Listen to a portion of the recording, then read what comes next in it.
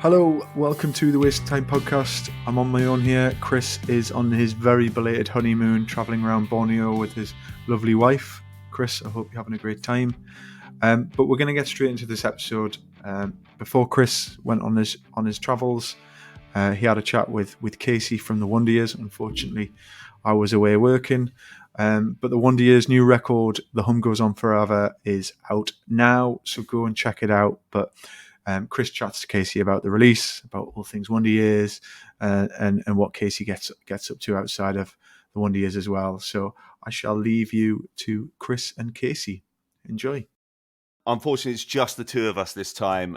So Nick, if you remember, my co-host who you met briefly on virtually last time, he was working in Belfast and he was supposed to fly back this afternoon, but his flight got delayed and delayed some more, and then it just became apparent that I was going to have to do this solo. So it's a shame, but it happens sometimes. Oh, no. Yeah. I'm sorry to hear that. Also, I could have tried to accommodate a little bit more. I thought that's why we pushed back, but it happens, as they say. Life happens. We'll just have to catch up with him. If it's good for you, it's good for me. Yeah, definitely, for sure. It's definitely plenty I want to talk to you about and stuff. So I think we'll be good. It's funny, it keeps me on my toes a little bit because I've had to do the odd solo one every now and then for various reasons. I can't. When there's two of you can always kind of just like I'll lean on Nick a little bit for this question, blah blah blah.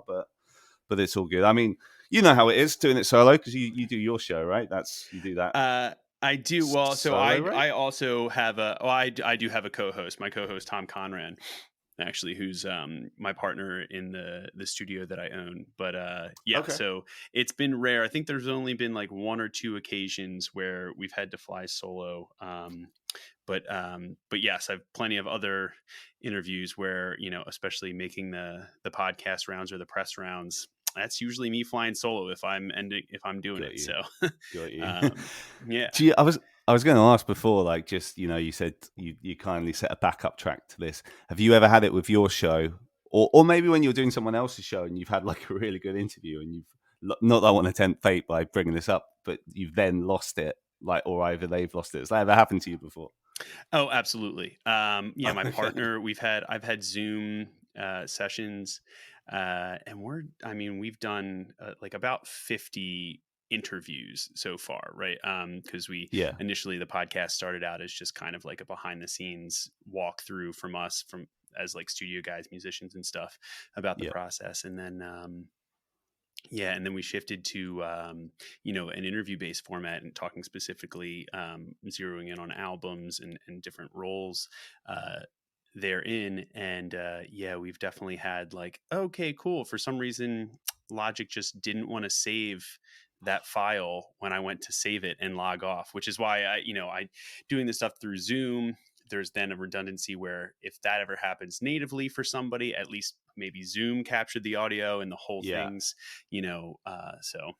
but yeah, it does happen. And I've had to, our editors had to been like, all right, I'll just take, Tom's audio from the Zoom, that's why I'm always here for a backup. Or if we get caught off here, then at the very least, I'll just keep my audio running and roll right back in. So yeah, it's nothing's foolproof though. It's computers, the internet, That's it. Yeah. We once had it with, do you remember that band Over It? Did you ever used to listen to them back in the day? I do. Yeah. Our former manager from years ago, I think toured with them for a bit. Oh, really? So yeah, I think they were on Atlantic, right, or something of the nature. Yeah, they had it. They were on Virgin for a little bit, but we spoke to Pete from Over It, and like one of like an amazing interview, and then Nick afterwards was just like, "Oh yeah, we weren't recording his audio." It's like, oh great, but neither was he. Yeah, exactly. But he's an awesome guy, and he ended up doing it again months later. God bless him. But I love that. Yeah, we haven't had it. We haven't had that kind of disaster yet. Fingers crossed. And fingers crossed, may that continue. Yeah, for sure, and for you as well.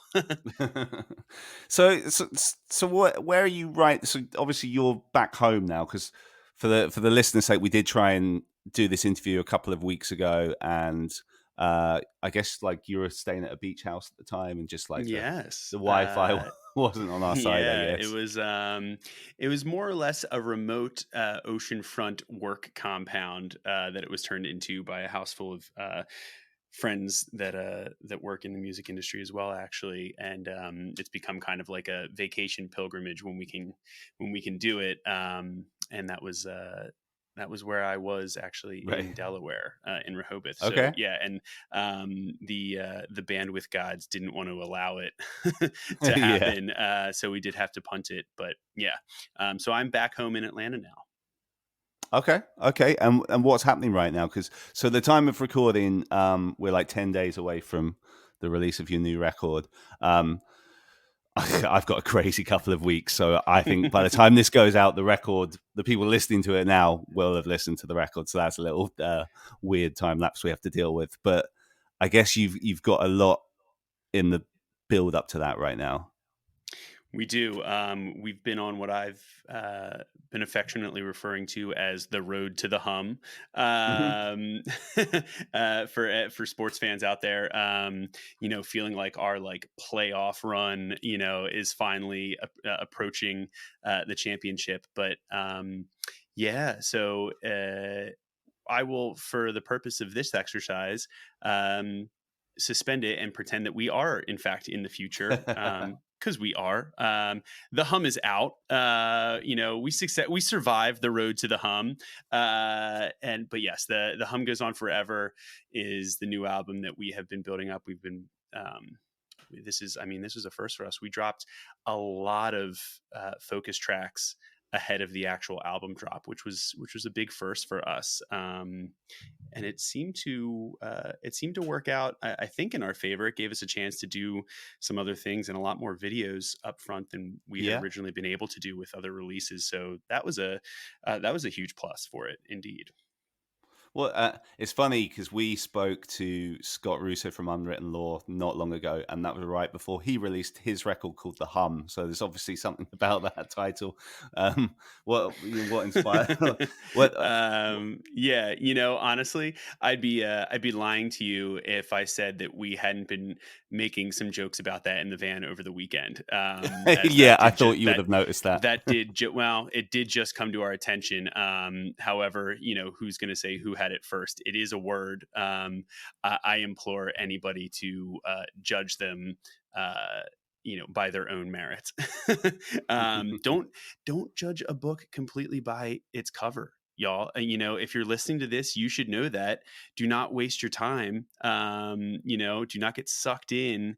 What other bad puns can I get in here? No, but it's true. Yeah.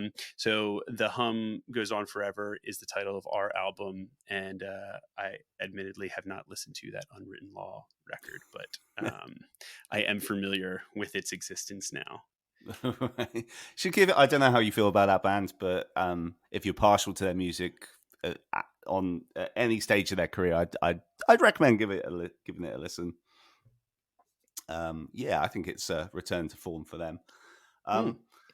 But yeah, so this is like your first proper full length in like just over 4 years, right? I know you've had Yeah. releases in that time, but yeah, that's probably that must be the biggest gap in a while for you guys, right? Yeah, we were on about depending on what era of our career, about a 2 to 3 year cycle. Yeah, sort of standard, A couple of world events stretched that out this time. of course. Yeah, Sister Cities was the last record that we put out, but in the meantime, obviously we did spend a good bit of time figuring out how to make a record during a pandemic, which came with plenty of its own challenges. I'm sure plenty of your listeners and anybody that was a musician, there are a lot of pandemic albums floating. And I think this one, is not trying to fully wrap its narrative around just the pandemic, but it Hmm. definitely amplifies some of the subject matters that are covered on here. And I think our singer Dan did a beautiful job encapsulating what it was like to not only live through that and be people with the background like ours, but just in general, Yeah. to become a parent during a global pandemic, and to grapple with a lot of the feelings that come along with that are shared by parents and non-parents alike, quite frankly. Yeah. Kind of finding a reason to continue to press on, and that deep internal motivation that I think as creatives we look for. And I always I always implore and try to inspire the bands and artists that I work with, even outside of Wonder Years, to find that same thing. And I think this was a decidedly Wonder Years version of that, kind of encapsulated into this record. So it did Okay. take a while to come to fruition. Timing and scheduling uh, were not the easiest, and aspects of making this record for us were different, and some aspects were classic Wonder Years. But Right. but I think the product that we came out with is, full confidence, is in my view, and quite frankly, the view of a lot of other people that have a pretty serious history with the band, outside of the band, that have either worked with us or have a serious working knowledge of our catalog and our history as people, Yeah. as songwriters. Are actually in agreement as well with us that this is the best Wonder Years record we've ever made. So that's an exciting feeling to be to finally be here and have it out. Ultimately, what the audience thinks of it is kind of what will really matter and decide its fate post release. But for Yeah. us, Yeah. as a musician, as a band, all you can hope for is that you feel completely fulfilled and can stand behind your work regardless of how it's received. Okay. And we indeed can, Chris. Okay, that's good. That's what I want Yeah. to hear. So, you mentioned just before you touched upon it, like you've had quite a number of singles have been released prior to the album.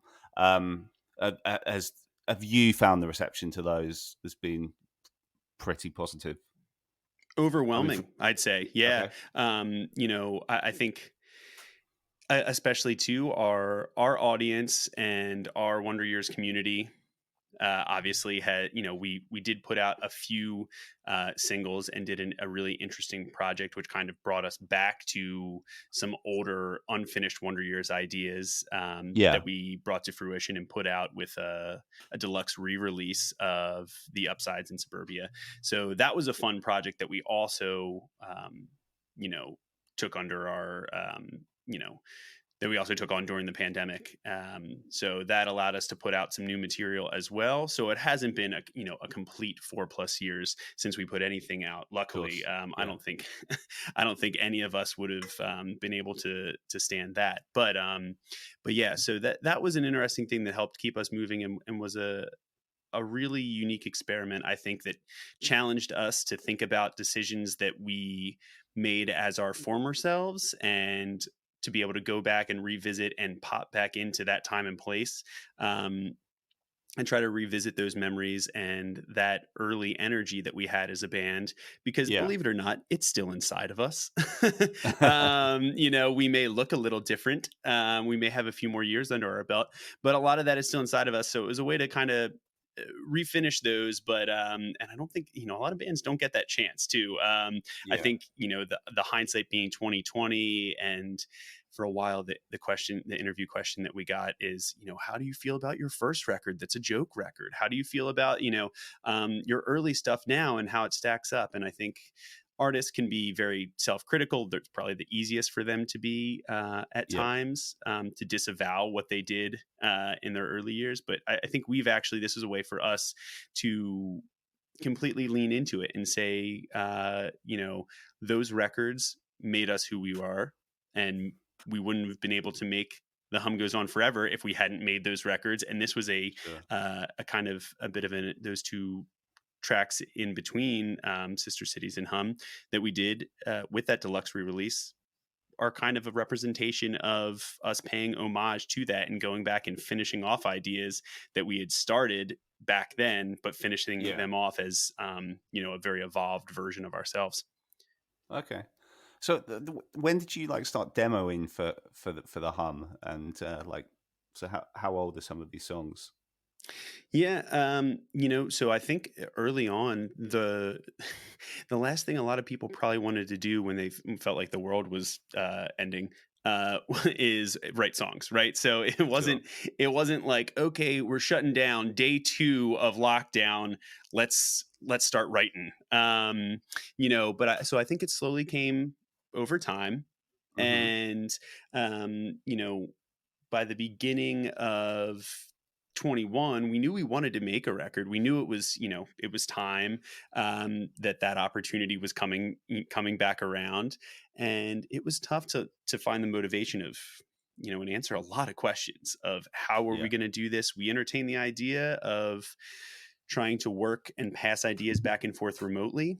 That's something I do actually a lot, and now post pandemic do a lot more of, is do virtual production, songwriting, and putting projects together with a lot of Okay. artists and clients around the world. But that's actually something that Wonder Years has always been a band that thrives off of the energy that you can only really get from an in-person collaboration for a number of reasons. There's a lot of us, Yeah. Yeah. and sometimes you get a really unique product by kind of fighting it out. Well, metaphorically, we hope. And and it was tough to do that. So it was tough to feel like there was a way to like truly pitch or explain ideas, concepts, whether they be musical, lyrical, thematic. And we did our best to throw some of those back and forth, and we tried early on in the pandemic to do our best, like everybody COVID test, and then keep our singer in a separate room to try to run through ideas. And it felt uh, too disjointed for us. Okay. So we ultimately kind of took an NBA bubble kind of approach to it, and said, hey, let's rent out kind of like a farmhouse out in rural Pennsylvania, and we will just batch a bunch of ideas, and everybody will quarantine leading up to it. And then we will test, we'll make sure that everybody's good to go. And then at least inside of that bubble in that house Yeah. for a week, we can exist as normal classic Wonder Years. Okay. And I don't think the record would have been would have been possible, or would have come out nearly as honest if we hadn't had that time and made sure to make that time for ourselves in Okay. that space. Did Did you really notice once you started doing that, like within that week, like you were getting material that was kind of elevated already? Like, were you really feeling that difference? Well, that's when a lot of the dots that were kind of just floating all Oh, I around see. Okay. in a bit of an amorphous way. That's when I think we all kind of started looking at each other and said, "Okay, all of these ideas and fragments of demos. It's like I think we do have a record here." That's where we kind of, found our marching orders and our direction. And I think that's something that's always really important for us as a band, is making a cohesive record. And that cohesion was definitely lost. Up until that point, I think we had some great ideas. We knew we had some really cool, some really powerful ideas, Yeah. but it didn't feel super real until we got in there and could just sit down across from each other, could just have dinner, crack a beer, make jokes, and then be like, wait, that thing you were working on, let's come over here for a second, Okay. and have those little asides that we always do during in-person rehearsals. So yeah, that's when it felt real. And that's when we knew we're like, okay, now we're making a record again. Okay. When did you track this record? So that was also an interesting product of timeline availability and how things got shaken up. Initially, like I mentioned, we had looked at the timeline and said, man, it's been a while since we've put anything aside from those two bonus b-sides out.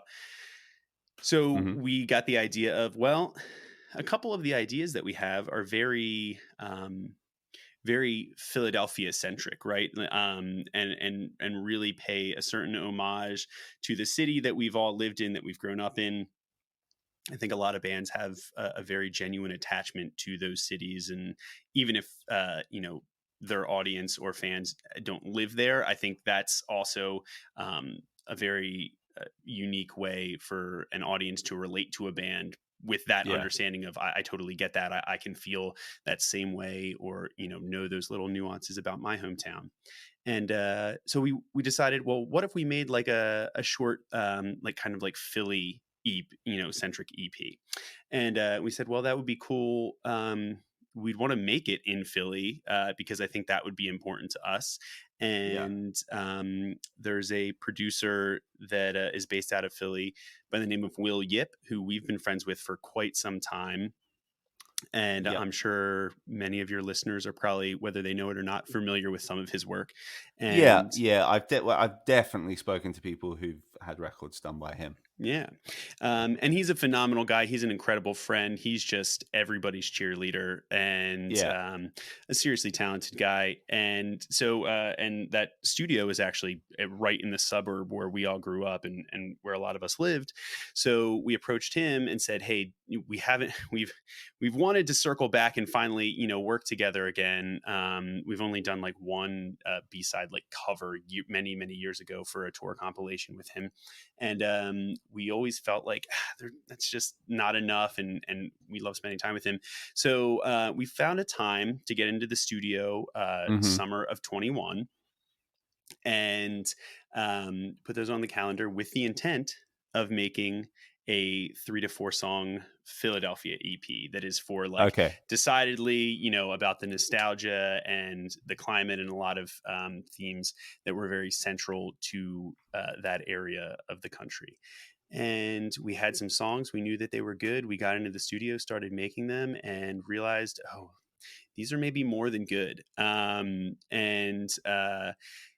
We started looking at the rest of the record, which we had been writing up through that point as well, and said, man, we don't want these to be lost as just like another like small bit of release, or to get overshadowed by the record that is to come. Yeah. And we feel like they musically and substantively could really serve the record better being all together with the rest of the songs that we were writing. So that, of course, presented some challenges because we were then slated to do the full record with Mr. Steve Evans, who has done a number of our previous releases, No Closer to Heaven, Greatest Generation, Suburbia. And we were slated to do that out in LA in August. And so through some careful calculation and some conversations, we said, okay, these are going to be, as it turns out, the first few songs that we have finished for the record. We just didn't know it at first. And then that, that took us, moving forward, fast forwarding about a month and a half, 2 months. A lot happened in those 2 months. Actually, I sold a house, moved from Philly to Atlanta. A bunch of the other guys were, shifting all around. And we got out there and we finished up what were the remaining, I think, 8 songs actually at that time for the record with Steve Evans. And that process was incredible. We treaded some new ground as well. We cut drums and bass at Studio 606, which is actually owned by the Foo Fighters. That's where all of their gear, that the infamous Sound City Neve console, if anybody's seen that documentary, that's where that lives. That's what the drums and bass were tracked through. So that was an incredible experience to kind of jumpstart the beginning of the record. The rest, as they say, is a bit of history. And I think we had Mr. Vince Ratty, who actually produced Upsides, one of our first ever releases. We had him come back and said, hey, wouldn't this be interesting to get this full-on dream team from top to bottom back together, and had him. He's gone on to do a number of really incredible records, and has begun to more and more focus on mixing those records. And So it was a pleasure. He's worked with us a bunch. We know his rapport. He knows us, and we entrusted him to mix and bring both sets of these songs, those 4 that we did in Philly Oh, with okay, Will okay. and then Steve, Yeah, and try to make sure that they all felt sonically cohesive as well. Because the place that you track drums and spatially, that defines a lot of the vibe and character of a record. And we wanted yeah. to make sure, because like I mentioned earlier, cohesion is a huge thing for us as a band. We wanted to make sure that it didn't feel disjointed because of that, and I think it actually elevates them. And he was able to make sure that well, they will always feel a little different in a good way, that it Hmm. wasn't detrimental to experiencing the record as a whole. Yeah, that's interesting. I wonder if the listener listens to the full record and they can pick, you know, I mean, I don't know, man.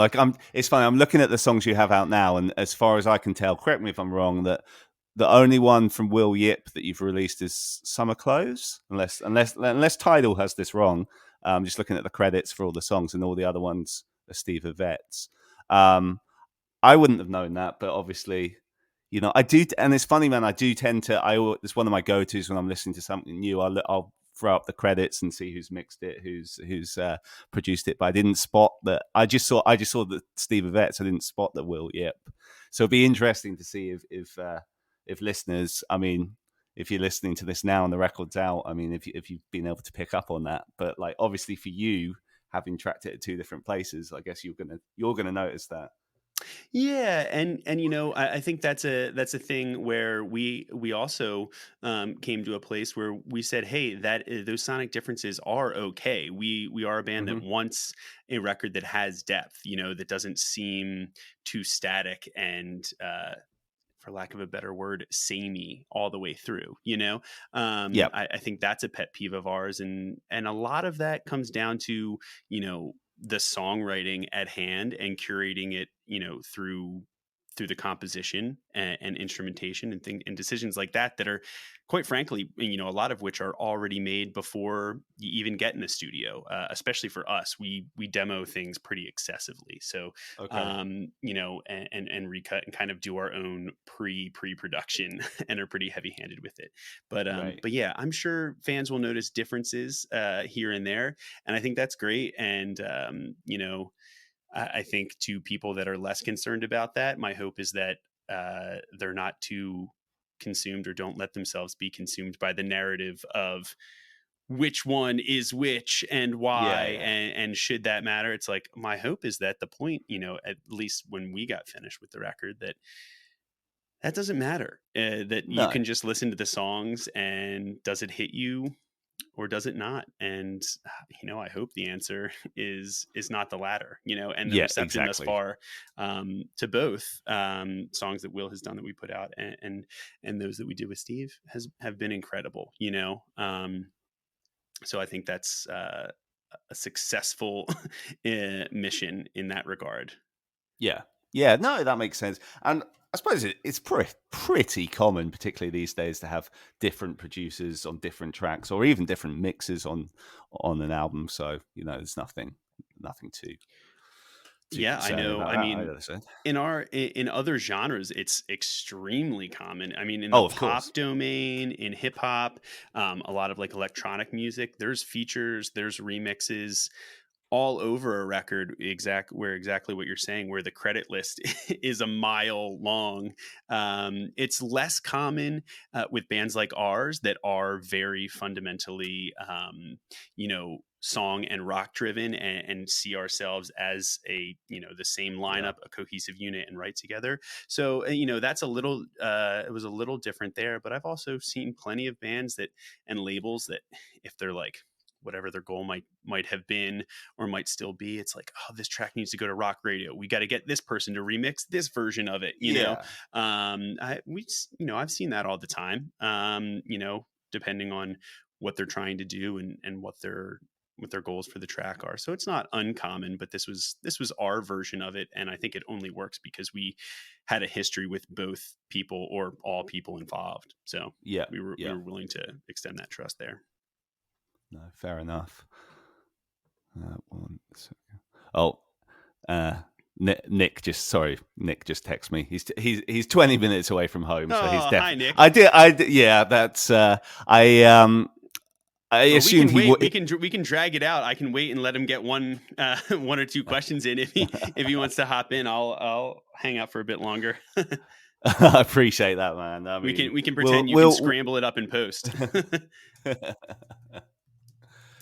I'll just quickly reply. Sorry, but Yeah. yeah, no, I'm assuming he's not making it, which is what I was assuming the whole time. So it's all good. It's all good. No, it's fine. I'm just looking at things I wanted to talk to you just in, very much in the present. And when we were talking the other week, so I guess this is a little dated, but still a bit relevant. So I wonder how you feel about this. Like you had the Rock Sound cover, which I think had just come out, maybe just when we were about to talk last time.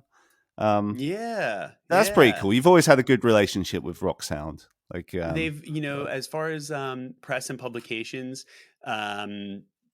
I think a lot of bands, depending on coverage and whatever, it's like I've always enjoyed the way they approach a lot of their rock journalism, and we've always respected the magazine for the hand it plays over there, which can't be said for every single publication in the world. But that was a big honor when they approached us and asked us if we'd be interested in something like that, and we of course said yes. And yeah, I think there's also a little. I actually just got an email from our rep over there about like, also I was like, really, have they not had enough? We got our own mini mag, and there's still a little feature in the amazing. main episode, in the main thing that just came out. So that's all out now, and people can order that. I'm sure my mom's already beat me to it. The proud parents that we have. But yeah, that was really cool. It came out awesome, and the piece and everything they had to say about it was really really well written, I thought, and we were super happy and honored by that for sure. So yeah, nothing else to say about that other than honored and humbled for sure. Nice. And at the time of recording, is it Riot this coming weekend that you've got? Is it this? It coming is up Riot weekend? Fest. It's Amazing. 2 days around the corner. Yeah. Yeah. How are you feeling ahead of that? I am so excited. That is probably our favorite US based rock fest that we've ever played as a band. So it's also been a few years for that. And I mean, that as a weekend, as a festival, as a community, Riot Fest is always special. I don't know if it's because it's like in the middle of the country, so you get a lot of people traveling from all around. Yeah. They always do an incredible job with the lineups and the billing, so much so that I'm just staying for the entire weekend. We're playing on Friday, on Friday night. I'm just staying the entire weekend. Just to be you're a sticking fan. around. Yeah, so amazing. So we're extremely excited about that. Yeah. Who are you looking forward to seeing personally? Damn, there's a lot. Let me you know what, I'm gonna pull it up. So I'm a big in terms of bands in our world, Jimmy Eat World I believe is playing Sunday. I'm a big Jimmy Eat World fan. And so anytime I get an opportunity to see them, whether it's like festival club shows, it's always a pleasure. I think some friends are working for Get Up Kids. I think they're doing like an album play front to back at one of the like super secret after party shows, let's like Awesome. somewhere at like Metro or whatever. So we'll probably bounce around to some of those. That'll be cool. I think let me bring up let me stall. Yeah, bring up the lineup. Yeah, I'm looking at it too, so it's only fair that you get to see it too. Yeah, so I mean, there's so many. I mean, hell, in an interesting twist, the stage that we were on Friday, we are in great company, and get to then, as we pack up after our set, watch Mr. Jack Antonoff and Bleachers do their thing, which is a very interesting 1-2 Wonder Years into Bleachers, but I love it. At least that's personally. amazing. So that'll be fun. Yeah, I love Bleachers. Yeah, such an incredible songwriter and such a cool energy. And then actually, interesting enough, I would say Descendants, but I literally just saw them this past weekend because we played a festival in Ohio called Is for Lovers Fest with Yeah, them. yeah. So I had the pleasure of seeing them for the first time in quite a while. And yeah, I mean, honestly, this lineup is tough. I should not have brought this up, truthfully. Yeah, I could just spend the next hour talking about this lineup, to be That's going to be honest. Yeah, hard, right? I know. yeah. And I'm sure your fans would love and or hate that, depending on where they're. I was like, cool, talk about the fest that I can't go to. Yeah, You that's know, in the past as well at the yeah, time of yeah, listening. right. It's like that already happened. I don't know, why do I even Yeah. care? No, but there's a ton of cool bands on there. I'm sure a lot of your listeners are probably familiar with bands like Hot Mulligan, who also just played that new LS Dunes band. People are excited. People are buzzing. They are playing, so I'm excited to see them do their thing, as well as all the friends in Menzingers, Front Bottoms, Mannequin Pussy. Yeah, it really just this is gonna It's be. very good. I'm glad I'm staying. I'm gonna be Yeah, busy making the rounds. I'm very jealous of you both playing and getting to just be around this festival. Man, Yeah. Midtown on the Sunday. You a fan of Midtown? I am, yeah. And I think they might be doing something else like after as well. I don't know. Oh God. Yeah, I think Okay. Academy is playing that Yeah. whole Almost Yeah. Home album, which I loved. What an amazing album. Yeah, so I mean, this kind of descended into just band worship and lineup. Yeah. But hey, it's it's relevant in some way. If But you like it or don't like it, message you, not me. exactly.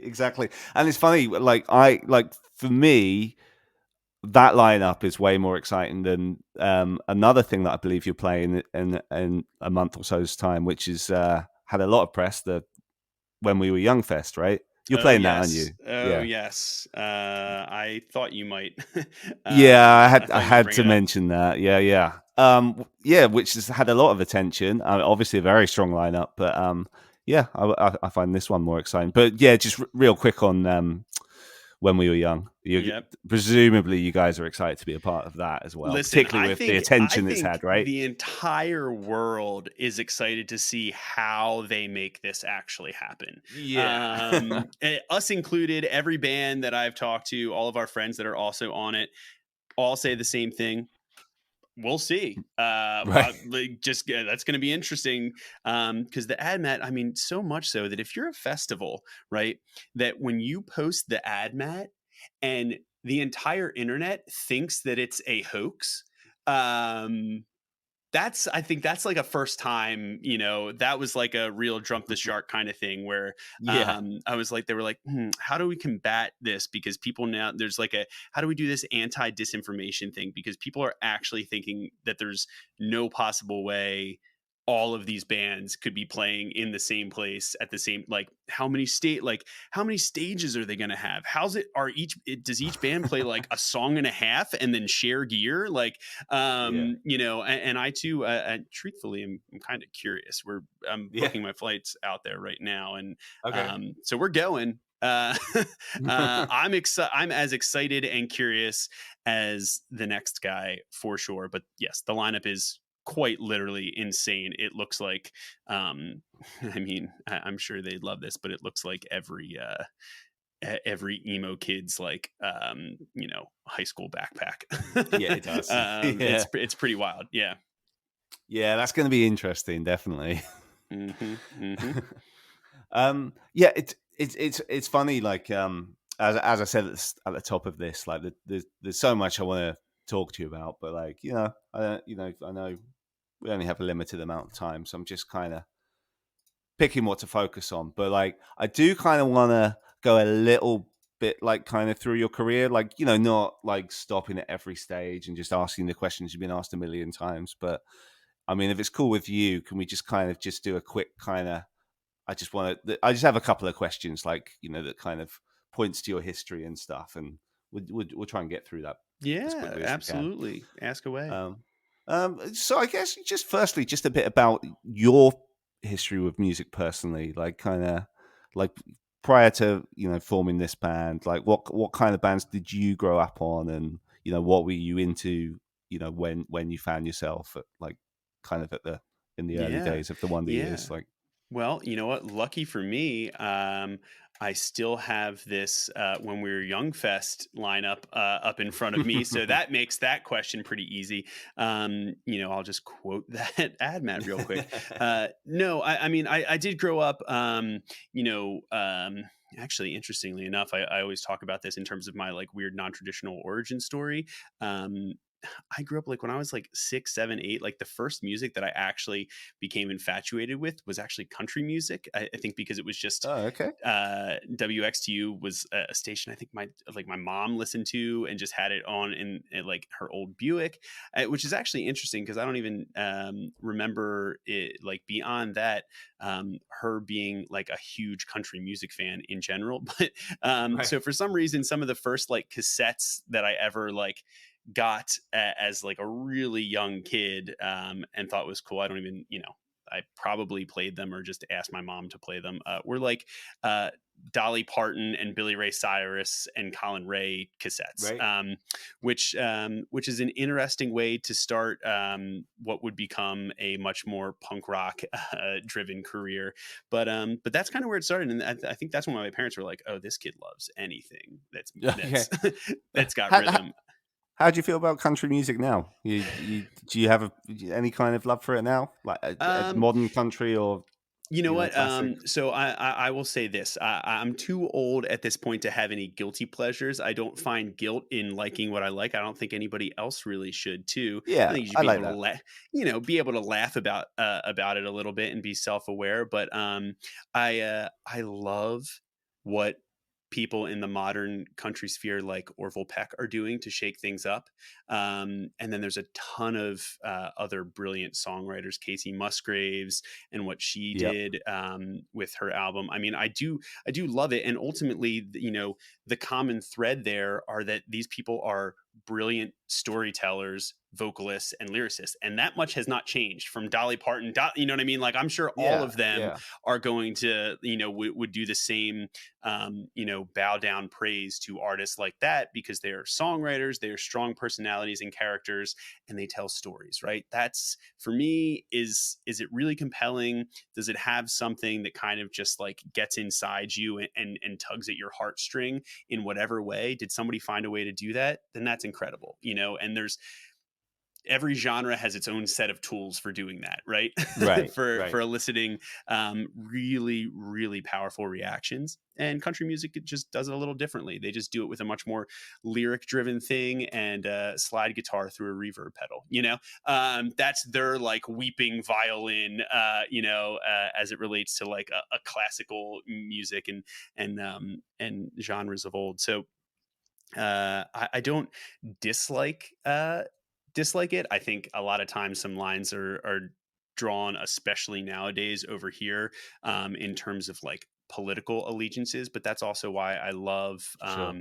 what people like Orville Peck are doing to kind of shake those notions on their head and say, no, this genre is not just for, this social movement or Sure. this side of Sure. things. These stories can be for everybody and anybody that wants to, listen to them and wants to benefit from them. So Yeah. I do love that. But as a kid that, also at a very young age, was lucky enough to have a music program in our school and had a band director that put a trombone in my hand. And that followed me and that got me into a lot of other jazz and bluegrass and folk and a lot of other like brass focused um you know music styles. Yep. Yep. um that collided with my appreciation for rock and like what I was hearing on like alternative specialty radio over here, in the mid to late 90s. And that at the cross section of that was kind of that second third wave ska stuff, right? Which kind Right. of slammed right into like the late 90s early 2000s heyday of Real Big Fish, Less Than Jake, a ton of bands like that. So that was kind of me. I was a ska kid. We played in a ska cover band, also with a couple with my bass player, who him and I were in the first band that we ever started when we were like 12 years old, and are still playing bass and guitar respectively. Love it. Like 22 years later. And that was kind of the history and how I got into all of that. And not unlike some other guitar players or musicians in general, I had a parent that was a musician many, many years ago. My dad was, in a band, toured, put out records on like Warner Brothers, Paramount, back in the Oh, okay. 70s. And I'm not sure I knew that. yeah, Okay. yeah. And so he had a real love for that, and a passion for doing that. And, that lent itself to having he played bass actually, to having a few amps, a few bass guitars lying around the house as I was a kid. So that was something that I could kind of like pick up before I could even like plug it in or like pull any of the amps out of the basement to see if they still worked, kind of thing. Okay. He had that there. I remember him, I think like at one point on like a really beaten down acoustic, teaching me like that, like Day Tripper or whatever, something like that. I think was one of like the first things, which I don't even, I haven't heard that song or tried to play it in a while, but so I think there was a inherent support there from them. Also probably a bit of anxiety, because I'm sure he saw what it was like to try and be a musician Right. and Yeah. what that puts in front of you. So he still supported me in spite of that anxiety, and I appreciate it, because it was, it would have been very easy to go against the grain and say, no, absolutely not. You're going to be a doctor. Yeah. You're Right. not Right. going Right. to, you're not going to fuck up like I did, whatever it Right. is. So yeah. And that was kind of how I got into it. And then by the time high school came, played in a bunch of emo bands. I was, Yeah. started to be obsessed with like early Offspring records, Green Day, all the, those kind of like bands that were really breaking in the independent and commercial punk scene. Mm-hmm. And we were off and running into the world of like punk rock and emo. Okay. And so, what year did you guys form? Was it, so it's sort of mid 2000s, right? Wasn't it? Officially, it was I think. 2005. I think Was it it was a 05? loose, Okay. Okay. yeah, Yeah. it was a loose formation, because what it really was is, as a band, we were never, we never had the forethought of, being a band for 2 decades, right? Yeah. It was Right. more, hey, we're kind of bored. This common thread of punk rock and or like pop punk at that time was what brought a bunch of us that were all in other bands, of varying subgenres, together, and like wrote a song. Dan, who we had kind of we're like, well, you're singing in your other band now, you'll sing for this. Yeah. He was kind of just like, well, I guess I can write some lyrics. Like, should they be like serious or joke? And all of us are like, oh, 100% joke lyrics. Right. And so that was like the first couple years of the band was, the epitome of not taking ourselves seriously, and or the subject matter that is, and staying extremely lighthearted about it. And I think that's actually probably part of the reason why we were able to develop a bit of a rhythm, because we were having fun with it more so than Okay. anything early on, Okay. where I think Yeah. a lot of our other bands, we had all been in bands where we were like, this is going to be the screamo band that totally makes it to the top, or whatever it might have been. So we had all been playing in those other bands that we were, really like dedicated to, and whatever. And so this was kind of started out as the fun, lighthearted side project thing, and over the years just kind of morphed into something where we said, hey, we're really liking this. I guess we could try and take a swing at, maybe writing something that we can stand behind lyrically and thematically a little bit more. And that's, that was a subtle Yeah. transition as well. And Yeah. I mean, definitely yeah. came a long way from, I'm just trying to think of like, it's been a while since I listened to, Get Stoked on it, but like, Mm-hmm. lyrics about Captain Crunch, etc., Yep. etc. Not Yeah. that I'm being down on that record, because I enjoyed it at the time. But Yeah, so you got over to the UK pretty early on in your career, right? We did. So we have a very long, a very extended history with the UK. That was actually the first place that we ever did it, like a tour longer than like 2 to 3 shows, was over in the Okay. UK, believe it or not. Yeah. Um, Many years ago. And we've been coming back ever since. We were just trying to do the math this weekend of how many times, like how many full US runs we've done, how many times we've been over to the UK. I mean, we were like, we lost count, and we never went back into the official, but it was like 20 to 30 times plus Oof. that we've been to the UK alone, I think. So somewhere in there, but I mean, either way, Yeah. um, that's unbelievable. And I think if you had told us back then, be like, hey, you're going to go do this like 30 more times at least, been like, You would have been what? like, no way. How? You know, and but we have, and the UK has always been really supportive. I mean, you know this, but there's a long standing history with not just rock, but obviously like great punk rock bands over there. So, you know, I think it's something that the UK has been able to, thankfully, you know, with people like, you know, Ben Ray and JD, some of our friends that run things like Slam Dunk, Sure.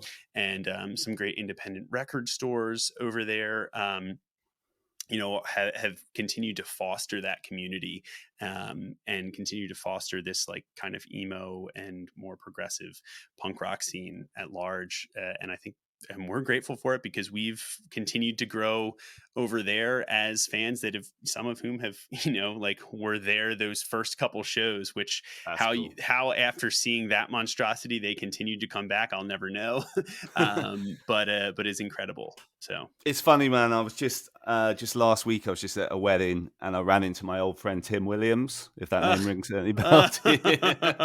And I we met. got to cut it now. We got to cut the feed. Yes, of course. I know Tim Williams. Yep.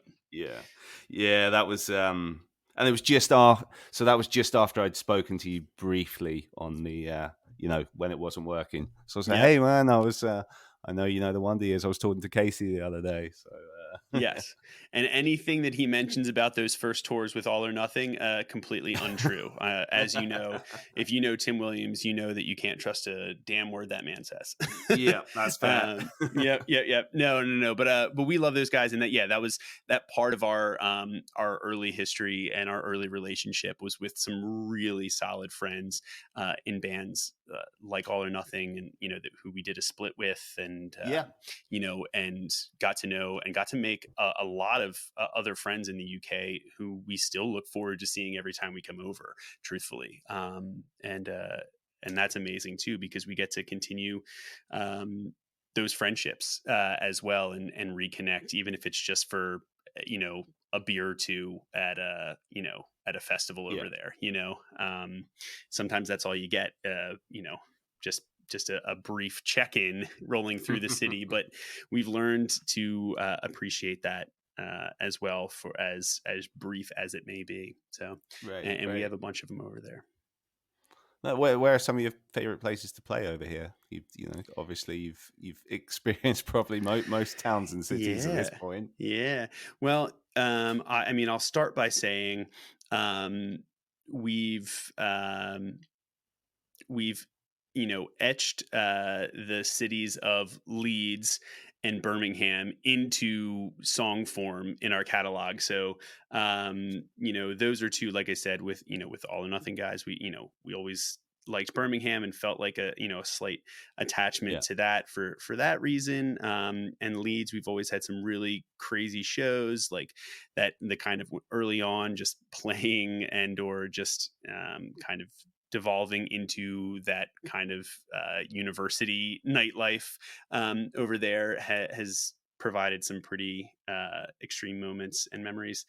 And the shows are always incredible. Those two cities too always seem to show up. I also love Manchester, um, just like as a city, and a lot of them, again, as you probably know, having, you know, been to shows at a bunch of these venues over the years, I'm sure a lot of them are tied to universities or even in universities. So that's kind of our position and our vantage point and where it comes from. So you get to see, the next generation of a city kind of like, coming into its own, which is interesting. So there's a cool energy there along with all those. So yeah, I mean, those are three of our favorites, but there's, you guys have some interesting and really cool beaches as well. I always liked Brighton, just as like a, as an aside, that's where I'm from aside. originally. Yeah. So then, you have a wonderfully picturesque,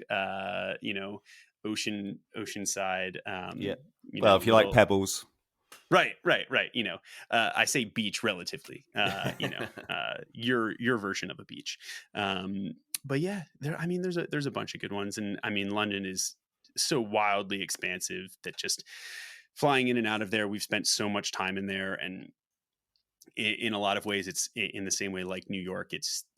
There's cities inside of cities inside of cities that all those different areas. So it's tough to say, but I've always appreciated certain parts like that, Camden and some of the other parts that we've played. So yeah, a huge fan of the UK, as you can probably tell. Outside of the weather, obviously, it goes without saying, but I'll say it. Yeah. But there's nothing like a nice, bright, sunny festival day, in the mid 70s in the UK. That's when you really start to be like, is there a higher power? I know there's not, but right now it's something's happening. It could almost convince me. So. Did you have fun playing Slam Dunk this year? Because you were doing like the different records and different. We, I think the phrase you're looking for is we set the record for longest ever slam dunk sets, 2 days in a row, by playing both records back to back, both Upsides and Suburbia. So that was a feat and a challenge in and of itself. Yes, unfortunately, Motion City, who was meant to be playing right next to us on our stage, was unable to get over there, and they pivoted and said, "Hey, we know you've been doing this like 2-record thing. This sounds crazy," but we're like, "All right, fine." And we did it, and it was really cool. It was really special to be able to, that's not Very something cool. you see a lot. See it, bands doing 2 full records front to back at a big festival like that. So we were Nice. we were like, "Are you sure you want this?" And they were like, "Yes." And we're like, "All right, well, we warned you." But it was very cool. It was really amazing. Yeah. Just jumping real quick back onto the kind of timeline of your career. What was like the first tour when you were just like, oh, okay, this is really this. I can't believe we're on this and we're with these guys. Like Yeah. After you've toured with the likes of All or Nothing, with all due respect to them, but like know what I'm asking. Yes, absolutely. Well, I've mentioned my checkered past, and my high school ska fanaticism. So when we found ourselves supporting Streetlight Manifesto on a full U.S. tour with them, that was a pretty surreal moment to watch those guys play a bunch of those songs that are legendary in that punk and ska world, and they're just such phenomenal musicians too. Just even outside of the records and the bands and the history that those have in the punk, and ska culture.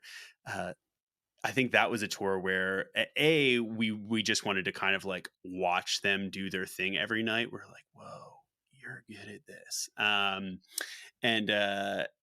then also it was like, oh, we need to get better at this. It's just like, we should play our instruments better because it's going to be very apparent. So that was also like a really important lesson and growing period for us, I think, because it was wholly inspiring to be like, whoa, we're on like a real tour. There's like, this is the most amount of people we'd ever played to. Like every show was the biggest show we'd ever played. It was one of those, That's amazing. and the most people we'd ever played to. But then we were opening for a band like Streetlight Manifesto, who a bunch of us had grown up loving, even covering, those early like Catch-22 and Streetlight songs. So that was a big one. That's an easy answer for me. It was definitely that tour.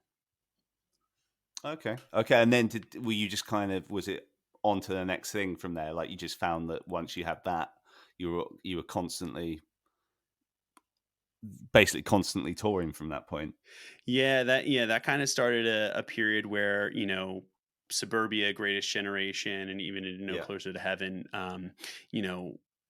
for most of those records, those album cycles, included multiple full Warp Tour runs, Right. which are feats in and of themselves, and also, pretty iconic and provided some surreal, both good and bad moments for us at times. There, it's a lot of heat, and it's a lot of shows, but so that was incredible, with a ton of full US tours. I think one year we realized that we did straight shots from Philadelphia to LA and back like 6 times, because we had to start a tour out in LA, and then at the end of that drive straight back, and then had to go drive out there to do a record, and then drive straight back after that, and then had to go out there again. Like it was pretty crazy. So it was a lot of just like straight up like 3.5 day don't stop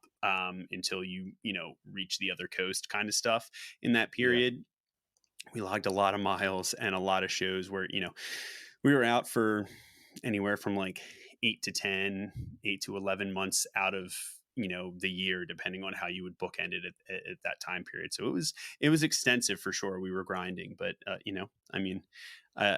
most of them was all time spent very fondly with people who, believe it or not, I still get along with, and we still enjoy the company of very much. So I wouldn't trade it, I don't think. That's nice. Who are some of your favorite bands to tour with? Ooh, let's see. That's a good one. Actually, this is also a pretty serious softball question, because as this is probably airing, we are in real time gearing up to get together with probably our favorite collective all-time band to tour with, a band from Michigan called Fireworks. Yeah. And after many years of twisting their arm, have they been like kind of inactive for a while? I feel they've been making music off and on for sure, and they have new music, which is also, as all of us have always been very big fans of the music that band makes. Very exciting to us. So they have new music out, but they haven't been touring as much. Yeah. So life takes over for band members, individuals, as it always does. And so they haven't been doing any touring for quite some time. And we've been like, hey, really, all this other stuff we're doing, it's just so we can tour with you guys again. Like when are we doing that?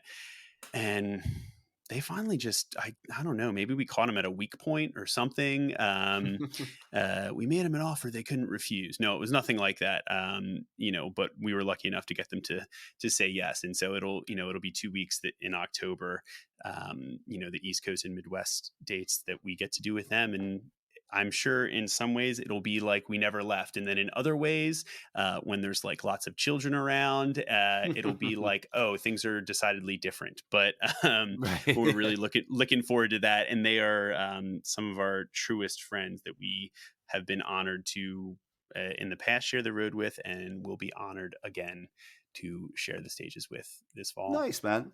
I remember seeing you with them. Would have been at an old venue called the Purple Turtle in Camden many years ago. I think it was like a pre-Slam Dunk show that you did with them. It was. There was a lot happening at that show. I think that was Millionaires played. Yeah, man. I'm not proud of this. Like I'd had a couple of drinks that night, and I remember when I don't advocate like giving, saying anything negative to bands on stage. I can't, it was relatively harmless, but I said something what are we like saying your here, rubbish. Chris? What's happening? I can't remember what I said. It was rude. I was just like, oh, you guys suck or something. And I can't believe I did that. I'm ashamed of that. And they quite rightly called me out on stage. They're like, what, you don't like fun? And I had nothing back to say to that. But I do remember. They heckled One the of heckler. Yeah, they did, and good for them for doing good for that. them. But I do remember one of the fireworks guys turning to me and just saying, "Yeah, they're they are rubbish, though. To be fair to you." Well, no comment on that. Yeah, I wasn't there, No, so I wouldn't expect you to. Yeah. I can neither confirm nor deny, but I do remember that show for a different reason because without giving too much away here, I will say that Fireworks drummer at the time, just before they were about to play, went missing for a reason that we don't need to talk about right now. Okay. But was unable to attend the gig, and the band did not know this up until like an hour and a half before they were going to play. So they got both the person that was driving their van, Matt, our guitarist, and I think one or two other people to fill in, each play a song, be like, how fast can you learn this song on drums? And they got like 5 different people to fill in trying to play drums, so that they could at least get through 5 of their sets. So I don't know. I don't know if you remember that, but we sure do, and they sure Vaguely. do. Yeah, because they did that whole set with a rotating cast of cameo drummers that were charged with roughly an hour's notice to learn one or multiple songs. And Fireworks, if anybody for some reason is not familiar with that band, one, what are you doing? Go listen to their discography if you at all call yourself a fan of like the greater punk rock or pop punk genre. Two, a lot of those older songs that they were playing at that time, and just in general, are not like cool. It's like a rock beat one kind of feel, just like all the way. It was not like keep it snappy, watch me for the changes, and just lean into 2 and 4. There's some intricate songs and like really well written, well crafted rhythms in there that you kind of have to know and execute to sell those Definitely. songs. And it was, I mean, we all had a blast just being like, what is this going to be like? And to my credit, I think Matt Brash did an incredible job. He loves a good challenge like that. And yeah, so I remember that show specifically fondly. So thanks for taking me back there. Yeah, man. No worries. Yeah, so just to kind of skip through what happened next. I think most of our listeners who are listening to this will know. Obviously, you went then on Hopeless, put out a whole bunch of like really important records within our world, I'd say. So as someone who put those records out, what's your favorite one now? Can't say the new one, obviously, but like Ooh, but I'm gonna. Well, I'm gonna. But if I can, second if I can favorite say my after the new second one. favorite, right? We'll go with Yeah. second favorite. That is a tough one. I do love Greatest Generation very much because I remember Yeah. something about putting that record together feeling, I mean, they all feel special in their own way, but I think like a lot of our Wonder Years fans and our community, I was really, really very into the task at hand of putting together the last song on that album and kind of bringing everything back into focus. Yeah. And, That was really kind of you didn't. I can't. yeah, I mean, maybe there are other examples, but particularly in the sort of pop punk genre or whatever, I remember when I heard that last song, like what's sell out. I want to sell out my funeral, or whatever, and like yeah, all the other songs come in. It's just like, whoa, this is genius. yeah. And I remember I putting that together and workshopping it for a while and figuring out how to do it and kind of just Yeah, realizing, oh, the only way to do it is just to kind of get in there and just figure it out and try a bunch of stuff. There were some other methodical workings that we had, or suggestions of like, okay, I checked this out. I think this can actually overlay over these chords, and let's try this and this, and getting it to all flow together. But it was a lot of playing through a really long, extended song to be like, does the yeah, flow of all of that feel good to us to play? Not just does it technically work, right? yeah, And so I thought that made for a really, really nice, you know. Uh, really nice way to put a pin in it and reframe and revamp everything into a cohesive package, which, at that point in our career, I think we were really on that record, especially starting to figure out and fall in love with the task of. So, I'd probably say Greatest Generation, but I don't know. Earlier this year, we played Upsides and Suburbia all the way through, and those Suburbia songs are ripping and they are fun to play. I love watching our drummer sweat. So, and those records do that. Um, Decidedly. So I don't know. It's tough. There are definitely least favorite songs that we have as a band, but we don't need to go into that. No, yeah, we'll leave those alone. We'll let everybody have their own least favorite song in the catalog, and that's okay too. Everybody has their favorites. Everybody has their least favorites. That's what makes it great. One person's favorite can be another person's least favorite. What a wild world we live in. That's how it goes. That's the fun of it. So obviously, for a while you've been in an established band, a band you can make a living off and stuff. But like, I'm just want to ask a little bit about your life outside of the band. Like your production work, your podcast. Yeah, no, it's funny, man. Like I haven't, as you can probably tell with my ignorant question about your podcast at the start, it's something I haven't had the chance to dive into. But there's lots of episodes I want to listen to. I listened to the Anti-Flag when you spoke to Chris Barker, which you released the other week. That was a sick episode. I love that. Oh, cool. Yeah, it's a truly a labor of curiosity and love for myself and my co-host Tom. It started out because we are just true studio nerds at heart and love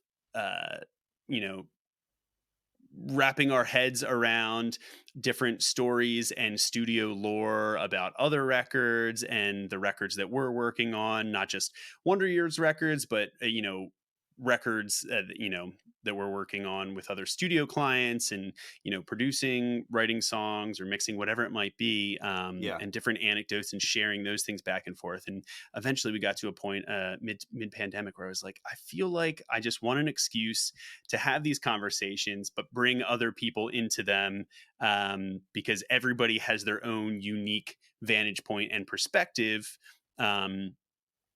And even from album to album or release to release, that perspective changes, that role changes, right?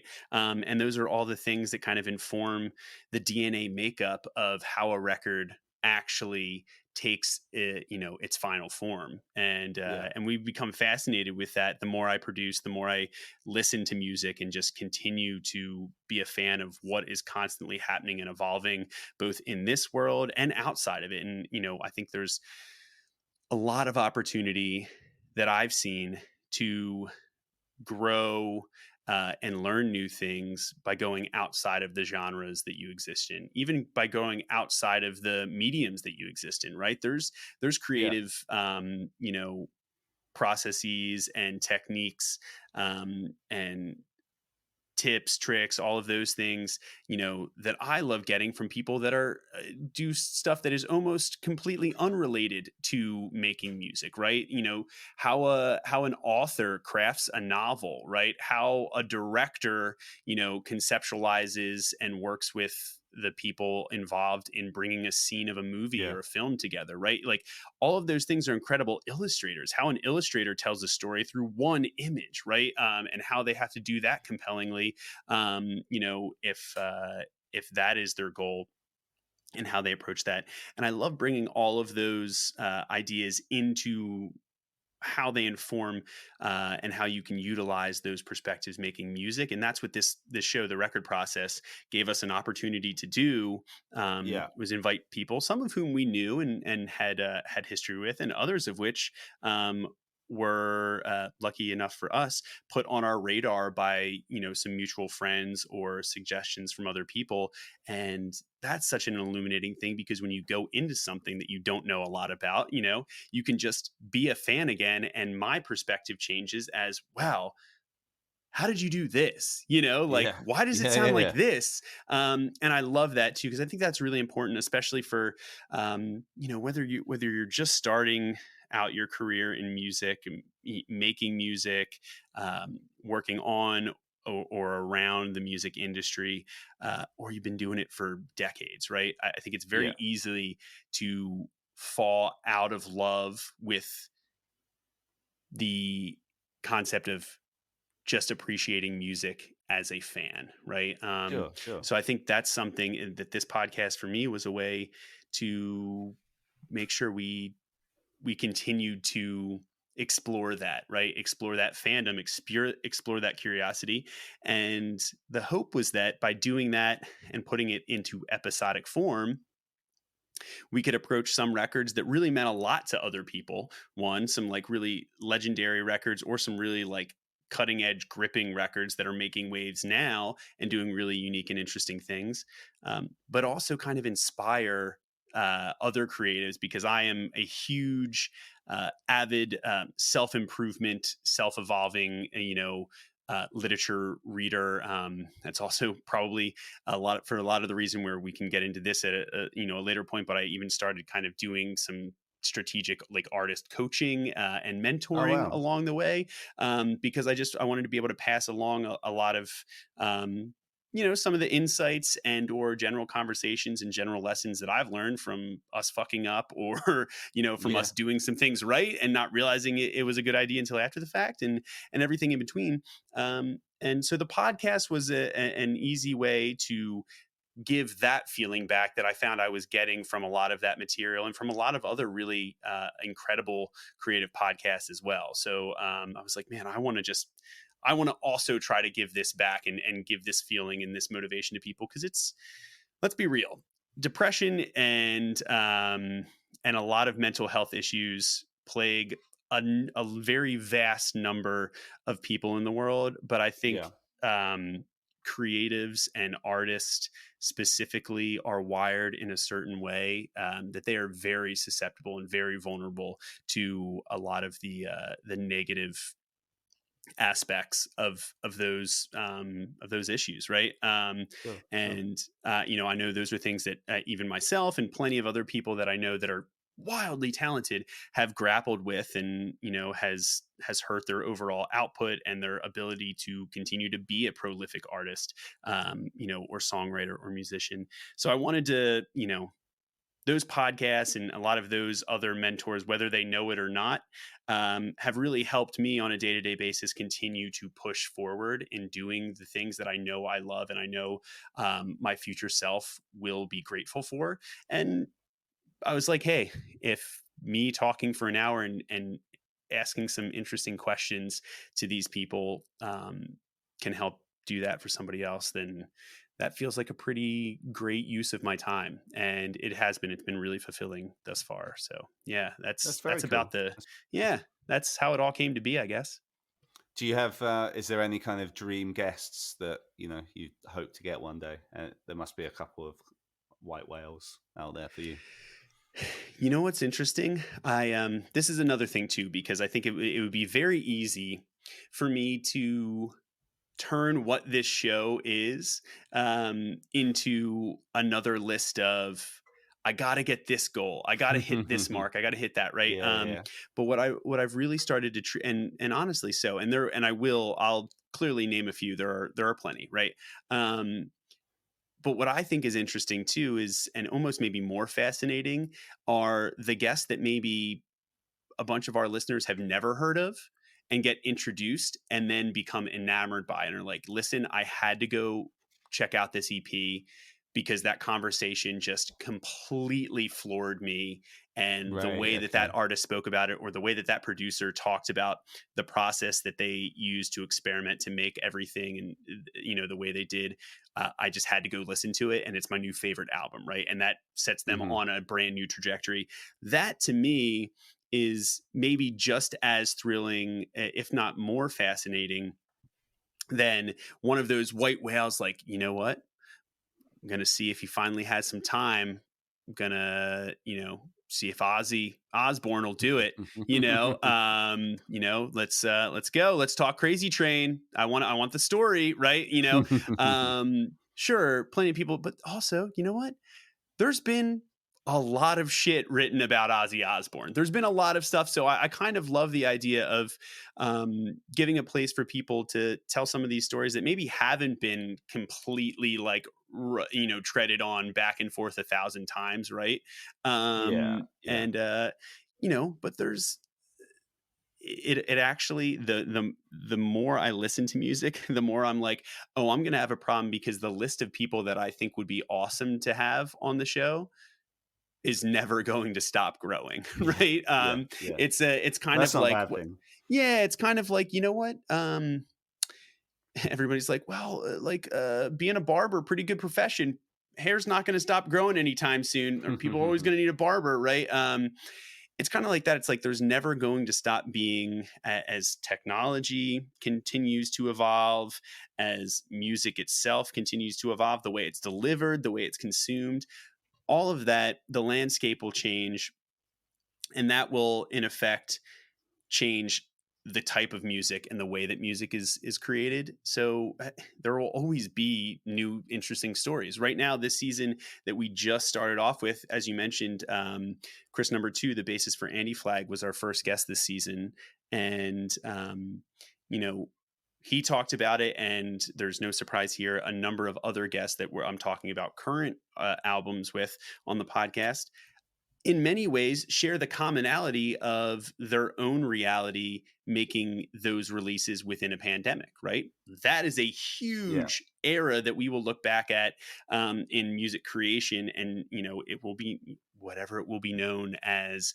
Someone has probably a way better name for it than I will, that'll come out in some book 5 years from now, right? Some musicologist, but and there will be something else down the line, right? The mo- phones, the advent of just mobile phones and iOS is basically, yeah, you put a DAW in your pocket. You know what I mean? Like, how many, my singer himself, I had Dan on the podcast last season, and we do a segment called Gear Candy now, where we talk about, and there's plenty of shows that cover gear way more in depthly, and we know that. So yeah, we didn't yeah, want the record process to just be that, right? Because we were like, we got to pump the brakes on the studio nerdery here. It's about the story, and but the Gear Candy stuff, Dan's answer was, it's his phone, right? It's like, for him as a songwriter, his most important piece of gear of is his course, phone. right. If he has an Yeah, idea, he can pull it out and hum a lyric, hum a line, and just keep it there and know that it's in his pocket whenever he wants to pick it back up again. yeah, yeah, And for sure. that, to me, is a perfect example that has changed the course of music production and composition, in the last 10 to 20 years. So I love it, and there'll never be a shortage of it. But yeah, I mean, if any of this resonates with anybody that's listening or sounds interesting, yeah, then check it out. There's a bunch more episodes to come with season 3 for sure. Awesome, awesome. We'll look forward to that. And so you're so when you're not on tour and busy with the Wonder Years stuff, does the production side of your production work, does that keep you? Is that basically what you're doing when you're not doing Wonder Years stuff? Yes, it keeps me very Okay, busy. nice. Sometimes too much so. So now, outside of doing stuff like the podcast, I'd say I split my time, maybe 40-60, or maybe 30-70, depending on how it goes. 70% of it is probably doing a large number of remote production work, whether that's doing songwriting or working through new material with bands in the UK, in Budapest, in Germany, in the States somewhere. When I moved out of my studio in Philly, that was the one thing where I was like, oh man, I love this physical space. But I realized I was like, it's kind of all up here in my brain, like the taste palette that I've been developing, and a lot of those lessons, that goes wherever I go. And I think the pandemic taught us that, where there's a will, there's increasingly a virtual way to do something and connect. And well, it's not, an exact one-for-one translation to sitting next to someone in the studio. Yeah, There's a lot that can get done, and I think a lot of good that can come from some of those relationships. So I do a lot of that. when it makes sense. I love mixing stuff that's in our world, whether it's like indie rock, playing with effects and post production, or like just serious, more like Wonder Years, like very like rock band centric driven stuff. I probably as forged out of writing riffs and writing music for Wonder Years for so long, and playing with the faders a little bit, and each record I'm like, oh, let me dress this up a little bit more before I show it to the band. And then eventually I was like, oh, I'm just like full on mixing this, and this is literally like 30-second demo one. And I was like, man, I do love this.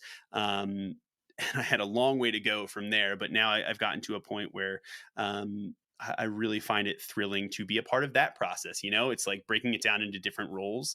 I like that. And I like what that does for me. It keeps me excited. It keeps me invigorated, and it keeps me creative, because then everything I'm doing isn't just being one member in the Wonder Years dynamic, or everything I'm doing isn't just producing front to back this album for someone. It's, I'm allowed to play different roles in the process where it's appropriate.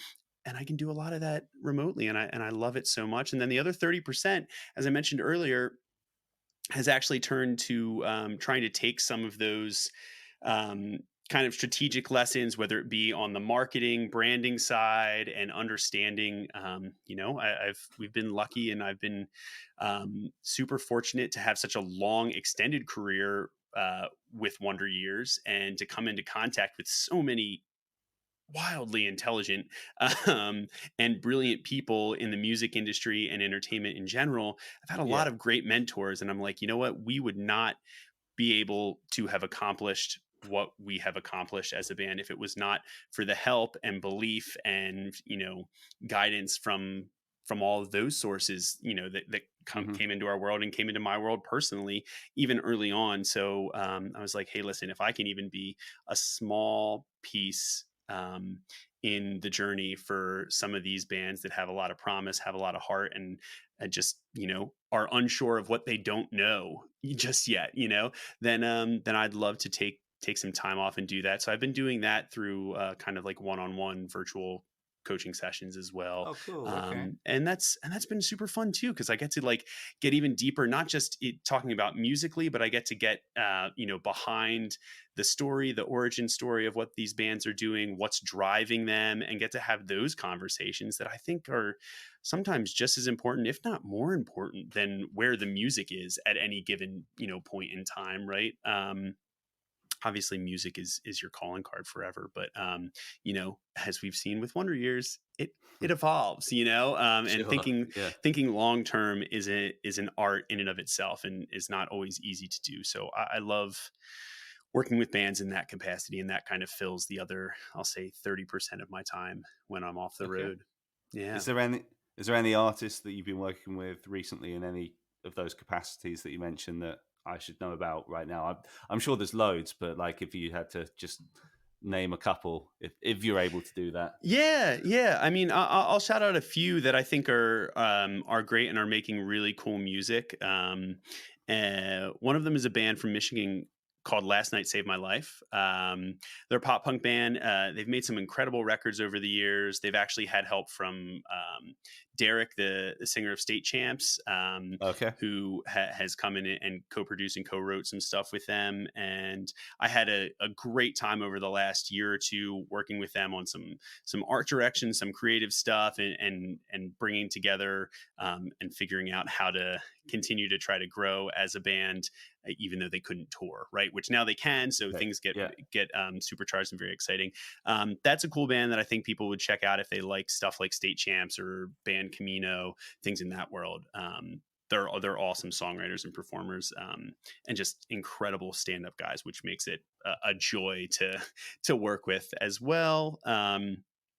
And then there's another band, actually a very new project, but it's an artist based over in Budapest. The band's called Valami Less, and it's kind of like a indie rock ambient project, very, very different from a lot of like the pop punk, like Wonder Years world stuff, but again, very interesting for me to work on specifically and kind of help in both capacities from a production and from a coaching standpoint, build that brand and what that project is, and where it can go. So I've been shaping songs, starting off with just very early pre-pro demos, and kind of seeing them through final post-production and mix phase, pulling in a lot of other people from around the world, to collaborate and do Cool. remote Okay. session work. So that's another cool example on the other side of the spectrum that is Yeah. very new, has just started, trickling out some songs, but has a lot of other really cool material in the pipeline coming down, and have is such an intelligent guy. His name is Ryan Lane, and is the singer and primary songwriter of the band. And it's been a joy to work with him as well. So yeah, I check that out. Valor Me Less. I'm sure if someone wants to, they can find their way to it through my Instagram or Googling. Yeah. Yeah. I can definitely link them up Yeah, when I put yeah. this out as well, for So sure. those are a few examples. And I have interesting conversations every day, and some of them are just more in the introductory stages, and there will come a time where it's kind of like just based on project release, like setting up a band's release and figuring out what that rollout strategy could look like, how they can do it better, or in a different way than what they've been trying, right? So sometimes it's seasonally like that as well, which is also really nice. But yeah, it's a lot to take on, but it all keeps me excited to get up every day, when I'm not on tour and when I don't have a tour manager, Right. cracking the whip to get out of bed because I overslept, right? So yeah, it's cool, man. It's a lot, but it's a blast, and I love it. Okay, cool, man. Also, I hope you don't mind, but like, I might. Do you remember the first time we interacted? I sent you some stuff from that Birmingham band I manage. I don't know if you remember. Like, Yes, of course. They've been yeah, very active. I think they've honestly been messaging back and forth. I know you just had a new master come in, right? yes, Yep. yeah, Yep. Yep. yeah. So we're kind of because I mean, this is nothing new for the listeners. They know them well. They've been on the show. We always talk about them. But Yep. yeah, they're just off the social detour, and we're just kind of I'm hassling everyone I kind of know in the music industry. So I appreciate your patience with that. But I'll probably be sending you more stuff from them over the coming weeks as we have new mixes come in. But yeah, Yeah, no, it's I very appreciate that. exciting. How did you, if you don't mind me flipping the script and asking you a question, Not at then all. and maybe your listeners already know this, how did you get into working with them from a management capacity? Because that's always an interesting story. I always find it curious how people get into specifically artist management. Oh yeah, no, of course. Thank you for asking. So me and Nick were fans of theirs already because I kind of knew about them from just they'd appeared via the scene. I knew they were because the Social Distortion tour was originally 2020, and I, as a Social Distortion fan, I had tickets for that, so I knew that they were the support. And then they put out a single from their last record that both Nick and I just absolutely loved. We were just like, that was the song of the year for us in 2020. So we booked them for our show and then kind of got to know them that way. And like they mentioned that they didn't have management on that when we did that show. And I was just like, that's crazy. These guys are too good. They're on this huge tour. Like that's a missing piece of the puzzle. So I was just thinking like of people I know who they would have been good to work under. And then like just the idea just popped into my head as I was thinking. I was like, maybe that's something I could have a go at. Cause like, Mm. I've been in bands and stuff and I've been on the other side of stuff. And I was just like, I'm in my late 30s now. I'm just like, that could be a good way for me to be involved in the music world as well. So it kind of grew from there. I approached them and I was like, are you up for like going on this journey together? And we that was like a year and a half ago. So we've just been kind of doing it since then. So that's how it came about. Oh, amazing. Well, I love that. And isn't it so fitting that here we are back again? Uh, it all comes full circle. It pays to be a fan of music, huh? Exactly, right? And I think that's the greatest way. Um, is is so much of any role or any job in music you got to have your heart in it first before, you look at any of the numbers, because they're going to be Exactly. up and down.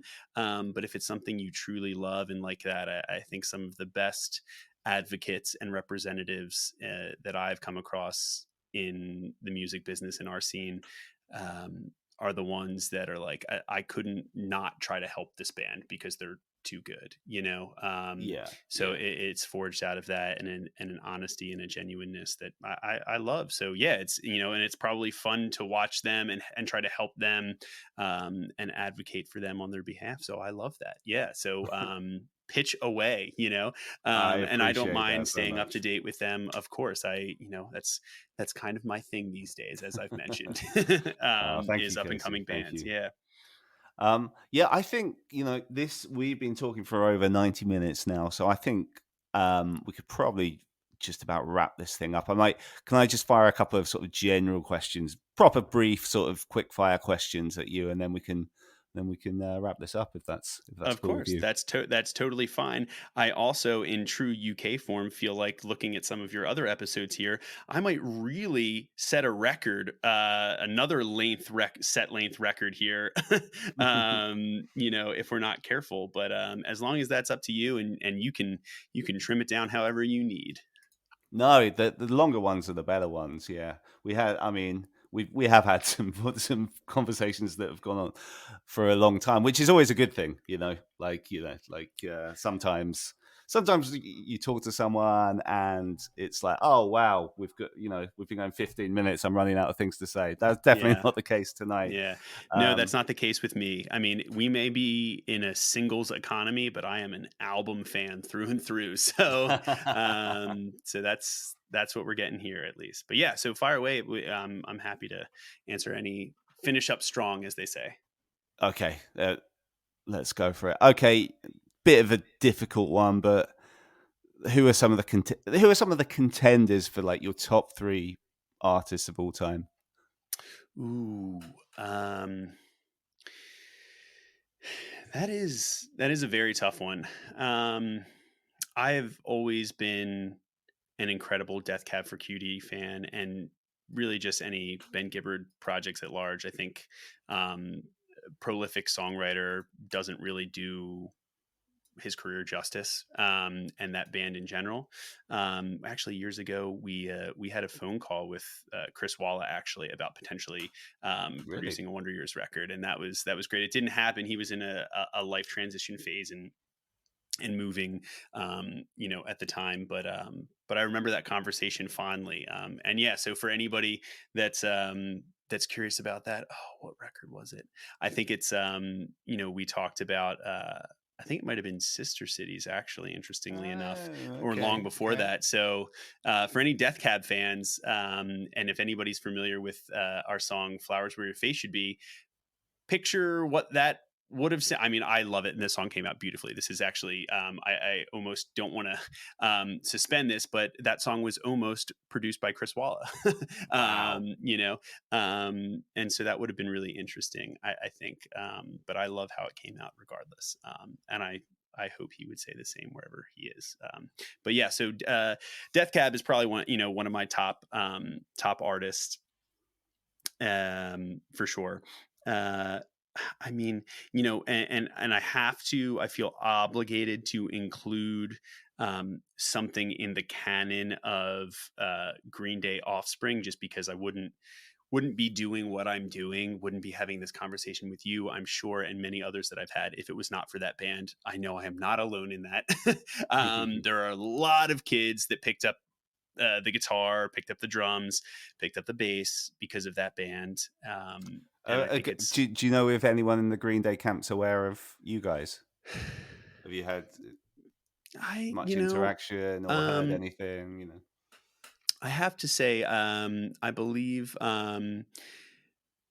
Billy Joe's son also plays in some bands, and we've crossed paths with them. I think they were on Warped Tour years ago, and things like that. I would um, I would imagine the name has crossed his radar. Now, whether or not he delved far into the Wonder Years canon is another thing. There are a lot of bands out there, but I would like to venture a guess that if he hasn't heard it, and something was put in front of him, that he'd find some redeeming quality in it, and have Sure, something of positive course. to say about it. I mean, truthfully, it's like along the same lines. I will say that Blink 182 is obviously a massive band when it comes to the genre of pop punk at large, and pretty Of much course. potentially maybe the biggest band depending on who you ask. And I know for a fact that Mark Hoppus is more than familiar with our band because he Hmm. actually had a small hand in co-writing on this new album with us. Really? Yes, it effectively probably boiled down to, as he says it in the documentary that we've put together that we'll be releasing after the record comes out. As he said it, really all he did is probably just supply some much needed feedback to Dan at a time when he was maybe starting to potentially overthink some things. But so he was aware. He took the call and has had very nice things to say about the new songs. Having played him when that was transpiring, mostly remotely at the time, over Zoom.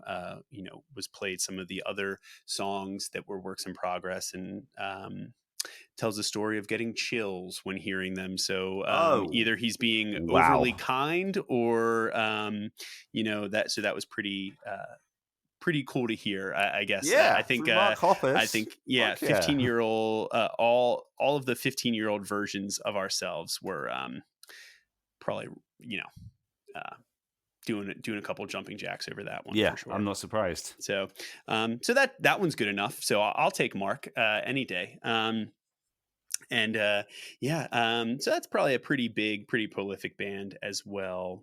Hmm. I always kind of go back to this, but like I said, I was very very into early Offspring records. Like I think I remember those, along with some of those Green Day records, um, were some of the first that I remember trying to learn on guitar and playing along to in my room, that were kind of like the Yeah. foundation of like, oh, this is what a power chord is. Oh, Yeah. this is what an octave is. Yeah. Interesting. Sneaky Yeah. power Yeah. chord minus the middle. Okay, I see what you're doing here. Yep. I see you, noodles. Yeah, so that was probably one of the other, and again, a pretty important band in terms of, like, I still think they have like the highest selling independent label release of all times. That record is Smash has probably sold like 15-20 million I don't even know what, something insane. Something crazy. Yeah. That Brett Gurewitz has put back into a number of other bands, which is very cool. So so I think that probably is a nice trifecta there, Yeah. Yeah. of That's a good those for answer. sure. Yeah. That's a good answer. Okay. I'll keep this very brief because I think it's time to wrap this up for sure. What TV shows do you watch, real quick? What are some of your Ooh. favorites? What are your Um, go-tos? oh wow.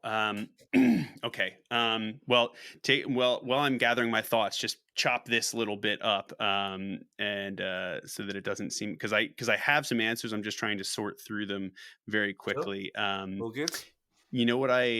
What show I actually recently, we'll start on a lighter note, right? So being from Philadelphia, I'm not sure how familiar or how big the show is there in the UK, but It's Always Sunny in Philadelphia is a huge show in the States. Yeah.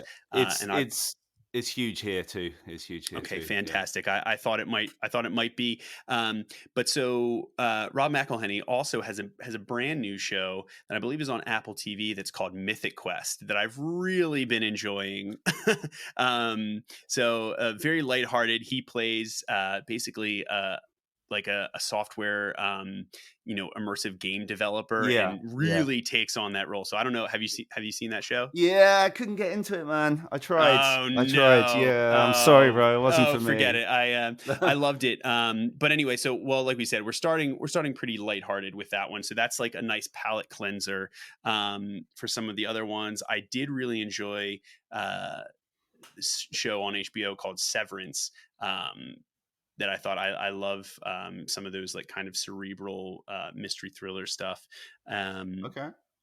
And then I haven't gotten around to the new Game of Thrones spinoff, but I hear really good things. I will say I did love watching Game of Thrones, and I think I'm due for a rewatch on all of that because it was very good. You're going to rewatch it? Oh wow, okay. You are a I fan. think it's worth a rewatch. And there are very few. I'll say this: there are very few shows out there that I would even consider doing that with. Yeah. And I think that's one of them because the end didn't let me down enough to make me angry. But the story and character development, it's so rich with narrative and plot twist that it's really enjoyable. And is also at this point, like it or hate it, was a cultural moment. And so I think there are also a few things like I remember when Breaking Bad as a show kind of did that and became this like cultural moment. Because it was written about and being talked about in every which way, and kind of almost ascending to that like Sopranos-esque level of television history, right? But yeah, so I really liked Game of Thrones, and I enjoy the new Stranger Things. If we're talking about like pop culture phenomenons, Yes. Yeah.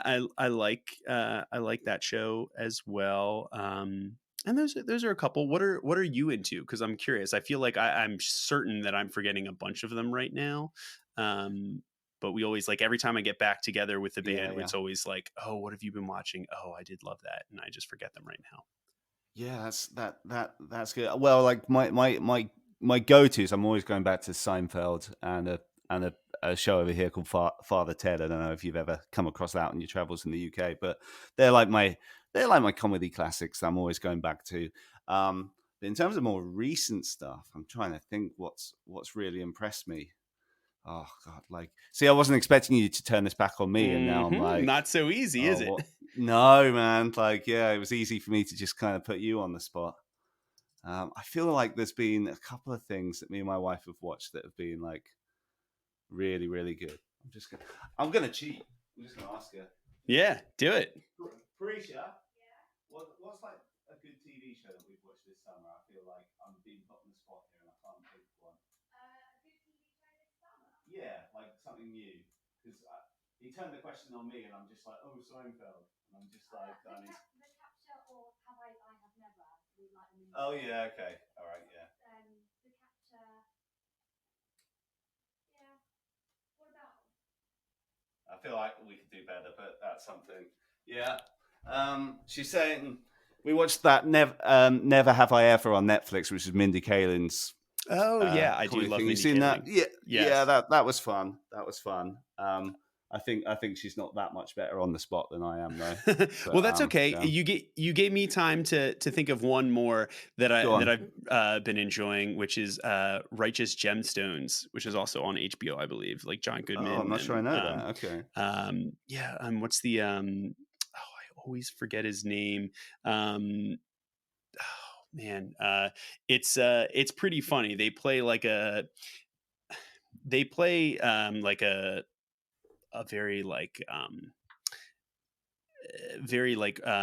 religious like church church family like organization, extremely like wealthy and kind of like drawn from like the mega church fodder of the South and Midwest over here, and it's the story about all of them, and it's there's a good bit of humor. Did you ever see a show called Eastbound and Down? Yeah, that was what's his face? Forgotten his name. Yes. Who was the lead in that? Danny McBride, who was also in Righteous Gemstones and is incredible in that. So yeah, so I actually have a couple more episodes. I realized I hadn't actually for some reason finished the most recent season. So I'm actually I'll probably save that for the plane tomorrow on my way out to Riot Fest. Nice. Sounds like a plan. Yeah. Okay. Right. Let me leave you with one last question. Where do you want to see Wonder Years at in 10 years time? Like what kind of legacy would do you still see yourself doing the band 10 years from now? Because that could easily happen. We look at other kind of peers in this genre, and like they're kind of in their 50s, 60s, and like it just kind of sneaks up on you. Like is that what you envision for you guys? It does sneak up on you, and honestly, what's interesting is even right now. I mean, if it all ended, tomorrow, I know myself and everybody in this band would be so fulfilled and extremely proud of what what we've accomplished, and would be leaving the world with, because the fact is, we did not think that we would get out of our parents' basement, Sure, and we're yeah, still, yeah. even on some of our even on the worst days, we're like, are they just gonna stop liking us, but they, but it hasn't happened yet. And like I said, the only thing I'll get overconfident about these days is the fact that this is the Wonder Years record that I am most proud of to date. This new one, and beyond that, if we have played some small part of which I think is already to some degree apparent based on the feedback we've gotten from people over the years about our previous records, that's good enough for me. I would love to continue to come play shows to the same people and grow up with them, and keep showing up and sharing that sense of community and that sense of nostalgia. And it's interesting. It's like, yes, would I like us to, open up to a whole new burgeoning group of, brand new Wonder Years fans with this album? Sure. But I don't actually care. Like, the people that have been here this long, and the people that are paying attention, it's this record is for them, because they've seen the journey to it. They've seen the very long, extended, like 17-year road that has gotten to the Hum Goes On Forever. And so we're making it things that we want to make for us, and we executed on that with this record, and we are making things that we hope that our fans and the people that do take notice and listen are going to enjoy and get value out of, and find pleasing, and evoke a similar emotion in them, and find useful to them. And I think we did it. Time will tell, right? Maybe we're finding out as this plays, because the record is already out, as we addressed early on in the conversation. But anything beyond that, I will not hold my breath. I would love to still be playing. I think everybody in the band would have no problem if this were 10 years from now, 15 years from now, to be doing shows. Do I think that we will be spending 8-10 months out of the year on the road in 10 years? Absolutely not. If we are, we did something horribly wrong. And we're being punished for it, because our families don't deserve that. But we still want to go out. We still want to go make the rounds and do the check-in and see everybody in all the cities when we can. It might look a little different, but that's okay. Yeah, cool. With that said, I think that's a good place to end things, man. I just want to thank you so much for giving your time. This has been a really fun chat. Just want to say I appreciate you, Casey. I appreciate you too. Thank you for listening. If you liked what you heard, we'd love it if you could subscribe to us wherever you get your podcast, whether that's iTunes or Spotify or Stitcher or anywhere like that. Also, check us out on social media. If you just search for Wasting Time Podcast on Instagram or Twitter or Facebook, give us a like or a follow on any of those. And also, we love hearing from listeners as well. So feel free anytime to drop us an email at thewastingtimepodcast@gmail.com, or obviously you can message us on social media as well. But we'll catch you next time.